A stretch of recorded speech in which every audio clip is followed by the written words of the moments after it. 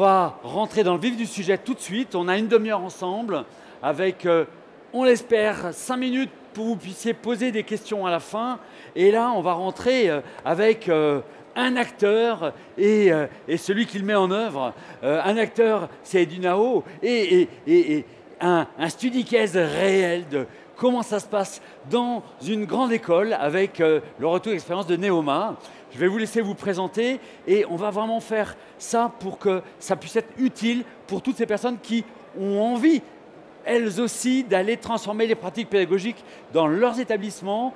Donc tout ce qui va pouvoir les aider à prendre de la distance, comprendre et leur donner envie, ça sera bienvenu. Merci. Oui, donc bonjour à toutes et à tous, Boulbaba Otmani, je suis chef de projet et ingénieur technopédagogique d'Edunao. Salut. Donc Edunao, Oui. on est fournisseur de solutions LMS basées sur un socle Moodle. Aussi. Et je suis très heureux et content aujourd'hui de venir avec notre cher partenaire Neoma, qui va se présenter. Bonjour tout le monde. Moi, mon nom c'est Aitem Marzouki. Je suis professeur de finance et directeur de la pédagogie innovante à Neoma Business School. Donc l'idée à la date d'aujourd'hui, c'est de vous présenter notre partenariat avec Edunao et le cadre dans lequel on a agi ensemble. Voilà, et vous allez nous dire réellement qu'est-ce que ce projet, comment ça s'est concrétisé, comment vous êtes passé d'une idée à une mise en œuvre et tout ce que vous pouvez déjà en tirer comme enseignement utile. Alors d'où vient ce projet ? En fait, après la période du Covid, donc on a essayé de mettre en place un nouveau modèle pédagogique qui répond plus aux attentes de nos étudiants. Donc on a changé le modèle pédagogique, le modèle d'enseignement, c'est devenu un modèle hybride. Donc il y a une partie qui est distancielle, il y a une partie aussi qui est en présentiel. Et en même temps, on mettait en place des innovations. Donc nous, sur les 7 dernières années, on a gagné à peu près 21 concours d'innovation, prix d'innovation pédagogique. Donc il fallait les mettre en place. Surtout, on a créé par exemple des cours e-learning, donc des cours immersifs en ligne pour les étudiants. Il nous fallait une plateforme pédagogique qui permet de mettre tout cela en place. C'était ça le challenge dans un premier temps. On en avait une, mais on considérait qu'elle n'était plus à l'ordre du jour. Donc on a conduit une étude auprès des étudiants déjà dans un premier temps sur le pédagogique lui-même. Quelles sont les meilleures façons d'aborder les cours après la période Covid. On a décidé de ne pas aller dire ce cours-là, il va être en ligne et ce cours-là, il sera en présentiel. Au contraire, on s'est dit que ça sera en fonction des activités. Donc à partir du moment où c'est de l'activité, le design du cours lui-même devient très très important. Il va falloir séquencer le cours d'une manière à le rendre le plus engageant possible. Pour cela, il nous faut une plateforme qui permet de le faire, très ergonomique. Les principaux concurrents, on juge à la date d'aujourd'hui pour nous, surtout en tant que professeurs, ce n'est pas réellement d'autres écoles, mais surtout les nouveaux outils dont disposent les étudiants. C'est-à-dire, ils sont à un clic de Netflix, d'Amazon Prime, d'Instagram, TikTok, etc. Donc comment on va engager les étudiants dans une salle de cours à la date d'aujourd'hui? Si on n'adopte pas ces codes-là, ça va être un tout petit peu difficile. Donc ça passait dans un premier temps par déjà revoir notre plateforme, la mettre au goût du jour et une plateforme qui va nous permettre de mettre en place tous ces éléments-là. Donc vous voyez qu'on est passé sur un programme de 40 à 60%. Ça, c'est global. Par contre, dans la réalité, quand on l'a mis en place, il est progressif. Les étudiants de première année, ils n'ont que 10 à 20% maximum en ligne. Ils n'ont pas assez la maturité, ils ne savent pas comment ça fonctionne. Ils viennent dans un monde qui est 100% présentiel. Donc il faut en fait les prendre par la main et leur expliquer comment ça fonctionne et surtout apprendre tout seul. Donc ça peut être un tout petit peu perturbant pour eux. Je me permets juste à ce sujet-là, est-ce que vous avez justement mis des cours sur le apprendre à apprendre? Parce que cette capacité de gérer l'autonomie et de s'organiser pour aussi accepter cette mise à distance, ça ne se fait pas de manière spontanée. C'était la première chose qu'on avait faite. Donc il y avait des cours, il y avait des sortes de formations et les professeurs, au début de chaque cours, leur expliquaient, lorsqu'il y avait des séances dites asynchrones, comment elles vont se dérouler. C'est la partie la plus importante. Donc, c'est une séance comme les autres, il va falloir se préparer, vous allez avoir tout le matériel. Et nous, on est allé un cran plus loin, c'est qu'on récolte de la data sur ça. Donc, on sait comment l'étudiant il est en train d'apprendre. Et on peut savoir quels sont les étudiants qui sont en difficulté, quels sont les étudiants qui apprennent très rapidement. Donc la différence entre des slow learners et des fast learners, en fin de compte, elle va être gommée par ces séances-là. Chaque étudiant va pouvoir apprendre à son propre rythme. On leur explique tout ça. Il y a même une sorte de formation qui est en ligne que les étudiants sont dans l'obligation de la visionner et de la faire. Parce que c'est la condition absolument primordiale, parce qu'on peut concevoir le plus beau des dispositifs. C'est exactement ça. Donc on peut faire des investissements, on peut imaginer des choses, des dispositifs. Si on n'a pas l'adhérence ou l'adhésion des professeurs et des étudiants, ça va être très très compliqué à mettre en place et surtout l'efficacité du système lui-même va être remise en cause. Donc c'est pour cette raison-là donc on a travaillé avec Dunao et la première chose c'est qu'on leur a présenté donc l'existant. Et on leur a demandé, voilà, travaillez dessus et proposez-nous quelque chose qui nous permet, en fin de compte, de mettre en place nos idées. Merci. Donc, lorsqu'on a reçu la commande, donc la commande c'était comment améliorer l'expérience des apprenants et des enseignants sur la plateforme, tout en gardant dans l'esprit, donc on peut innover en respectant l'accessibilité et en renforçant la sécurité et la performance. Donc 3 enjeux. Innover, très bien, faites ce que vous pensez que c'est bien. Respecter l'accessibilité pour tout, l'inclusion. Et surtout aussi la partie sécurité et performance. Donc, la première chose, on a commencé par faire une analyse plutôt quantitative et qualitative. Je m'explique. Comme Neoma disposait d'un LMS ancien, donc on a essayé de regarder les datas, les données, quelles sont les pages les plus visitées et surtout pourquoi. Et pour votre information, si vous voyez qu'une page est très visitée, ce n'est pas toujours une bonne nouvelle. Hein, parce que de temps en temps, on peut entrer parce qu'on n'a pas bien compris ce qui se passe, donc on rentre souvent. Donc vraiment, ce qui est intéressant dans ce projet-là, que cette analyse-là, c'était à la fois quantitative qui nous a permis d'avoir des alertes sur différents espaces de la plateforme, ce qui a permis derrière d'aller questionner les enseignants et les apprenants pourquoi et comment vous utilisez justement cette page-là, pourquoi vous restez plus de temps, est-ce que ça vous plaît ou parce que vous êtes entre guillemets obligé de passer par là. Donc là, justement, suite à ça, on a fait des ateliers d'expression de besoins. Et ce qui est intéressant, que l'équipe Neoma, côté direction, côté gestion de projet, à chaque moment, il y avait toujours l'avis des apprenants et des enseignants. Parce que nous, on peut réfléchir, dire ça c'est bien. Par contre, pour les enseignants, c'est pas vraiment. Donc l'avis final, finalement, c'était celui des enseignants et des apprenants. Suite à tout ça, du coup, on a dessiné un roadmap. Quelles sont les fonctionnalités qui sont installées et surtout comment les configurer pour que vraiment l'apprenant vienne avec vraiment, il veut venir pas seulement parce qu'il y a son PDF qui est déposé, mais surtout vraiment il a l'envie d'aller sur la plateforme. Donc la personnalisation dans ce cas-là, commençons déjà par la partie UX, UI. N'oublions pas l'accessibilité. Parce qu'en fait, on peut faire du beau, mais pas accessible. Donc, à ce niveau-là, il y avait vraiment un débat. Est-ce qu'on fait du beau? Comment? Mais si on même, je vous assure que même le choix de contraste de couleur, c'était vraiment un grand débat. Hein. On peut rester un moment, mais après, voilà, lorsqu'on fait la mesure de l'accessibilité de cette page-là, la vie, elle est finie. Donc, accessibilité avant tout. Après, concernant la personnalisation aussi, c'est pas que la personnalisation côté UX, UI, mais aussi côté pédagogique.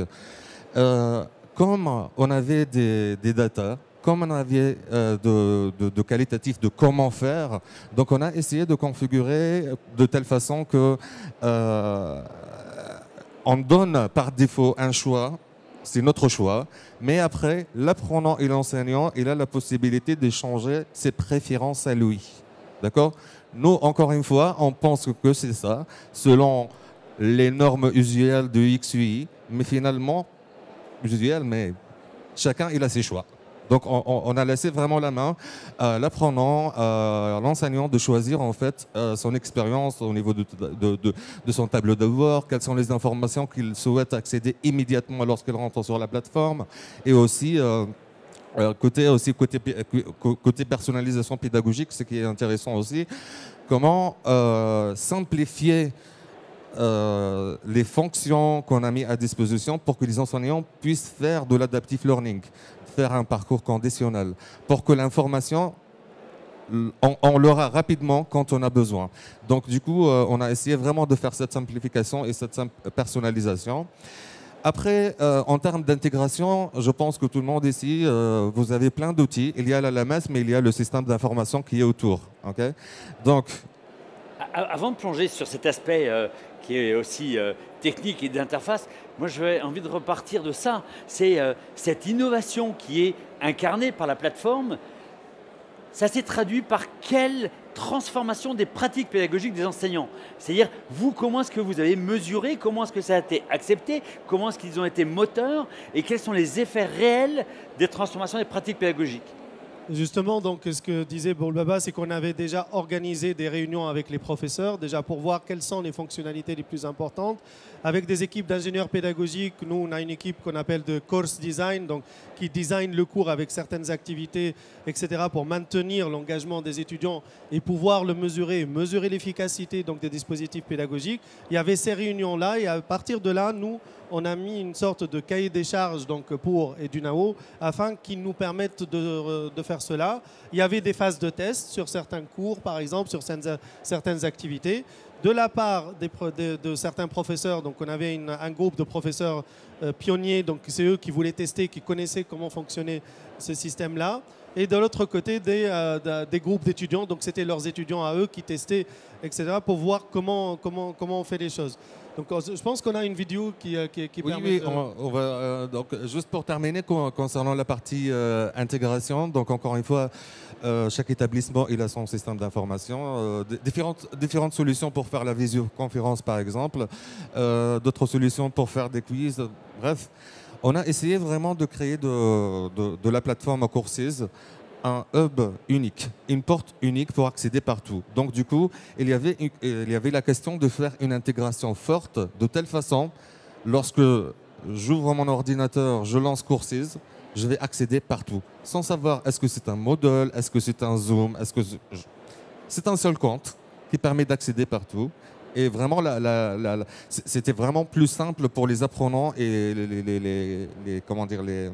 les enseignants de travailler facilement. Après toute cette étape, on va dire conseil, personnalisation, intégration, ça vient un élément important qui est la formation. Donc la formation des enseignants. Alors, est-ce que les enseignants sont des ingénieurs pédagogiques qui sont prêts à faire des cours en ligne? Je pose la question, mais je ne vais pas répondre. Alors, ce qu'on a essayé de faire, c'est vraiment d'accompagner nos chers professeurs, nos chers experts métiers, de bien repenser leurs cours pour qu'ils soient adaptés à des formations à distance. D'accord? Enfin, à distance, mais en ligne, voilà. Et donc, cette partie-là, donc avec l'équipe Nioma, donc ils connaissent mieux en tout cas leurs enseignants, nous, on a donné conseil. On a essayé aussi, en fait, cette formation-là, elle était importante pour les professeurs, les experts et tout ça, mais aussi pour nous, parce que derrière cette formation-là, figurez-vous, on a fait une nouvelle version de la plateforme, en fait. Lorsqu'on a vu comment les enseignants sont en train d'utiliser réellement, donc on s'adapte et on change, pas de souci. Donc voilà. Finalement, rapidement, donc, la question d'hébergement, alors sécurité et performance, ce n'est plus un sujet. S'il y a un modèle pédagogique qui dit je veux faire une activité avec 3000 participants, donc on le fait. La technique, elle n'est plus un sujet. Voilà. Si je peux rajouter quelque chose, en fait, la plateforme, on voulait qu'elle soit capable de faire des cours en ligne et des cours en présentiel en même temps. C'est que les cours ils sont designés de telle façon que si un jour il y a un problème, et que pas que le Covid, donc ça peut être des grèves, etc., que le cours, on peut basculer systématiquement sans perdre donc, en termes de qualité, en termes d'engagement d'étudiants, etc. Donc les cours, ils sont faits de telle manière qu'il y a beaucoup d'activités qui peuvent être faites par les étudiants pour qu'ils restent engagés. Et l'investissement des enseignants pour pouvoir transformer leurs cours de présentiel à distance ou de manière synchrone ou asynchrone n'a pas été un élément de frein de la part des enseignants? Ce n'était pas un élément de frein pour une raison très simple, c'est que le Covid a permis vraiment d'accélérer les pratiques. Et étant donné qu'il y a une équipe qui se charge de ça, ce n'est pas uniquement le professeur. Ça, c'est très, très important. Lorsque vous avez un corps professoral, nous, on a quasiment 75% des professeurs sont des internationaux. Et ils vont dire que dans un premier temps, donc ça va me prendre beaucoup de temps pour changer mon cours, etc. Peut-être, je ne sais même pas comment le faire. On m'a obligé, ou j'étais obligé de le faire pendant le Covid. On avait dit non, ça ne marche pas comme ça. Maintenant, il y a une équipe qui va vous aider à faire des cours vraiment très bien faits pour les étudiants. Ce n'est pas juste passer sur Zoom, faire un enregistrement ou faire des MOOC, etc. Nous, à Neoma, les MOOC, c'est strictement interdit. Il n'y a pas 3 heures de vidéo. Ce n'est pas possible. C'est juste des petites séquences. C'est ce qu'on vous a montré tout à l'heure, des cours dits e-learning, où on va avoir des web-séries, on va avoir des vidéos qui sont interactives, on va avoir des éléments où les étudiants vont travailler, donc vont avoir un feedback instantané, etc. Donc c'est pour cette raison-là qu'on avait besoin d'une plateforme qui puisse le supporter. Et aussi pour rajouter peut-être rapidement, en fait, encore une fois, la technique, donc les fonctions, ça existe sur la plateforme, mais comment les configurer, comment créer des templates simplifiant le travail des profs, en fait. Donc, c'est notre travail d'ingénieur pédagogique, d'équipe pédagogique, de créer des gabarits, des templates qui sont simples à utiliser, qui donnent envie, au lieu de mettre un PDF sec. Donc, on peut rajouter avec 3 clics quelques questions où finalement, l'apprenant, il va trouver une question qui est annotée sur un PDF. Il clique, il y a de l'action, il va se réveiller quand même en lisant son document. Donc, de quoi on parle? Donc, voici la plateforme Courses et avec cette petite vidéo. Ce qui est important aussi, c'est que la connexion, c'est une connexion SSO. Donc, il n'y a pas à faire entrer ses identifiants, etc. Donc, directement, ils vont avoir accès. C'est très important d'éviter aux équipes support. Derrière, je n'ai pas pu avoir accès, j'ai oublié mes identifiants, etc.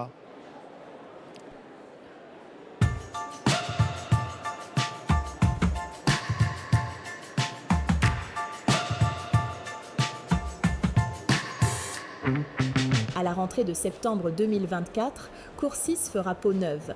La plateforme pédagogique de Neoma Business School sera mise à jour vers la toute dernière version durant le mois de juin.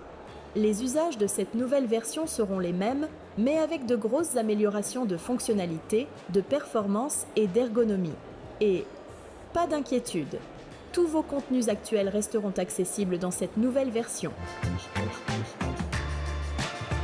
Tout d'abord, une page de connexion simplifiée vous permettra de vous connecter avec votre identifiant mail Neoma BS. Dans le nouveau tableau de bord, vous trouverez un bloc Activités à venir et un bloc Mes cours avec la liste des cours auxquels vous êtes inscrit.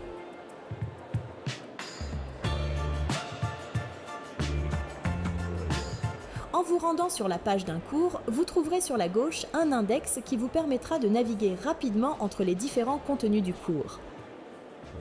Toutes les options de configuration se sont déplacées sous le nom du cours.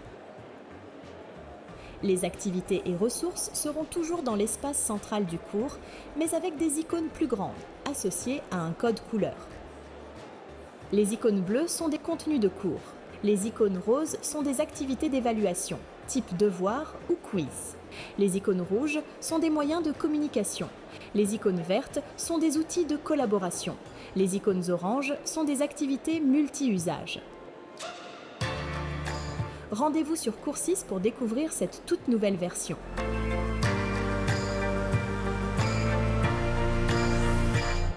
C'est la vidéo teaser qui a été envoyée à tous les professeurs en fait, de l'école pour annoncer. Et derrière, il y avait des sessions de formation pour cela, pour tous les professeurs, pour qu'ils participent avant. Pourquoi on l'a lancé au mois de juin?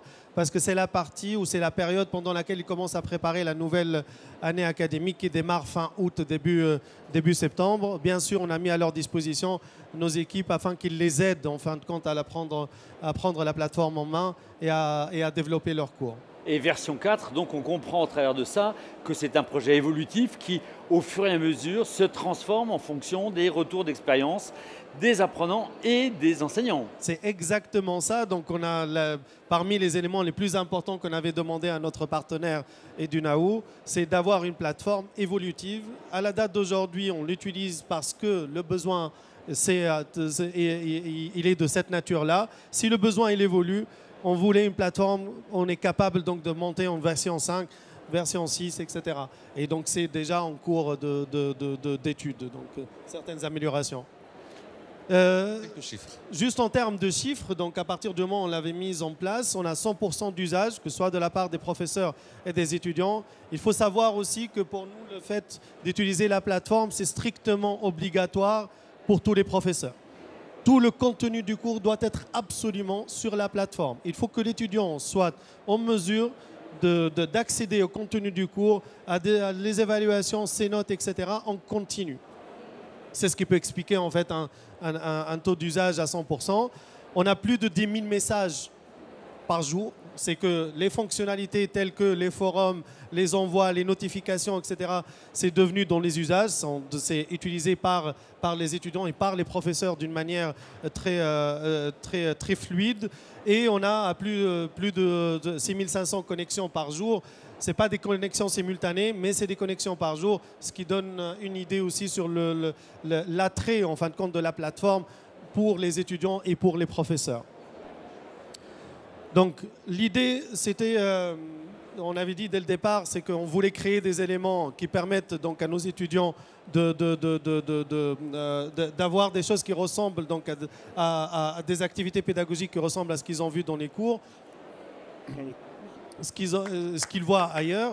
Donc on construit des modules dits interactifs. Donc il n'y a plus les quiz comme avant, par exemple, juste un PDF. Non. On construit des jeux où les étudiants sur certaines activités vont jouer en fin de compte. C'est la gamification qu'on est en train de faire. Là, c'est un module pour l'IA, par exemple, où les étudiants vont apprendre à utiliser l'intelligence artificielle parce qu'on sait à la date d'aujourd'hui que c'est un défi assez important pour les écoles. L'idée que j'ai dit tout à l'heure, c'est que le design, l'interactivité des cours vont permettre une meilleure communication et un meilleur engagement des étudiants.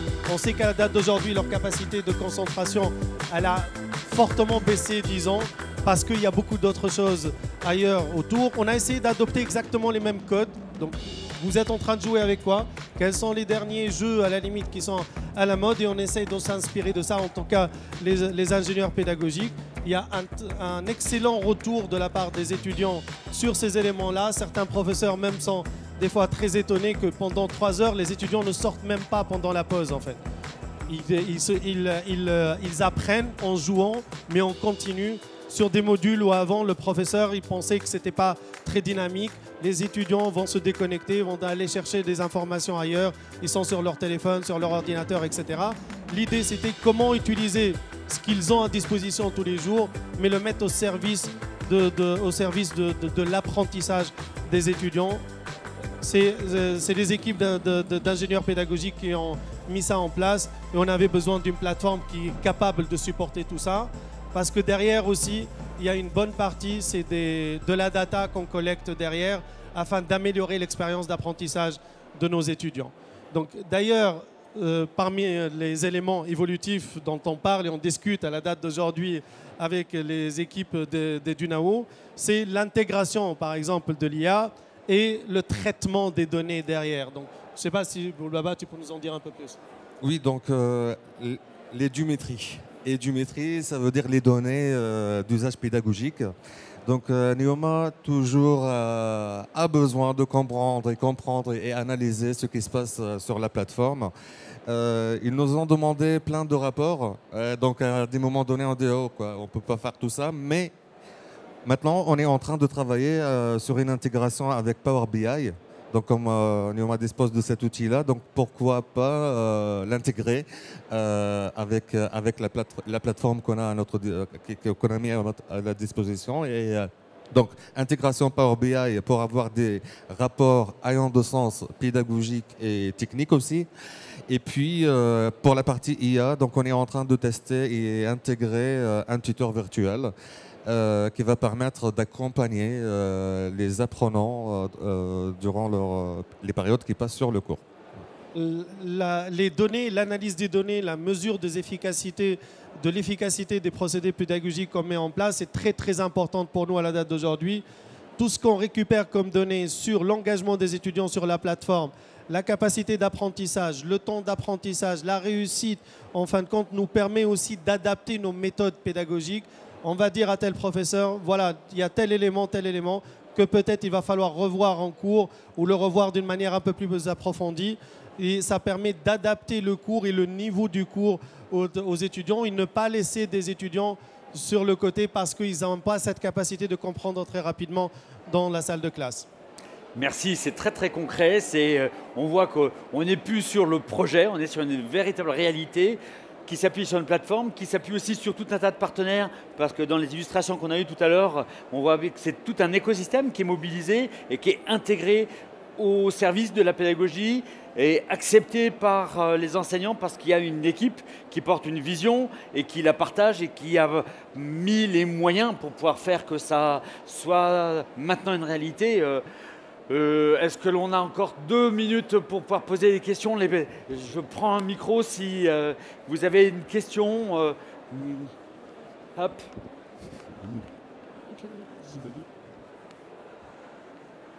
Merci, bonjour Emmanuel Peter, directeur de la formation de l'EFRAY. C'était très intéressant et notamment en fait ce que vous mettez en avant là, c'est que vous avez récupéré maintenant beaucoup de données puisque vous avez un taux d'usage qui est très important. Est-ce que vous pourriez développer un peu ce point justement, l'analyse des données concrètement, comment vous faites, qu'est-ce que ça a comme impact sur l'évaluation de tout votre dispositif et des pratiques pédagogiques? Est-ce que vous avez 2-3 best practices là-dessus? Ça serait presque un atelier complet, je dis ça pour Yannick pour l'année prochaine, peut-être un atelier complet juste sur ce sujet-là. Merci. En fait, on a ce qu'on appelle une data-driven pédagogie, donc une pédagogie qui va être guidée par la data. On récolte toutes les évaluations des cours et en fait, ensuite, quelles sont les méthodes pédagogiques appliquées et ensuite, quel est l'engagement donc des étudiants, le temps passé, la réussite des étudiants sur ces éléments-là, etc. Avec des seuils, par exemple, il faut qu'ils réussissent plus de 70% de bonnes réponses, etc.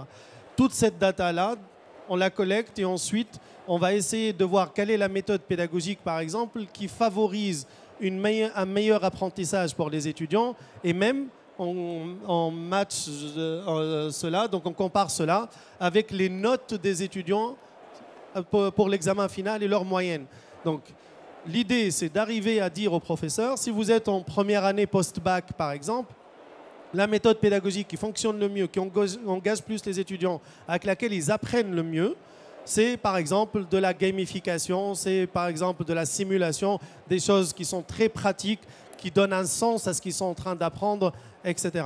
Si on passe sur des MSI, par exemple des étudiants qui sont en dernière année, en 5e année, dans ce cas-là, c'est plutôt des études de cas un peu complexes, des études de cas réelles, etc. Et l'idée, c'est d'arriver à faire cela, mais d'une manière prescriptive et prospective.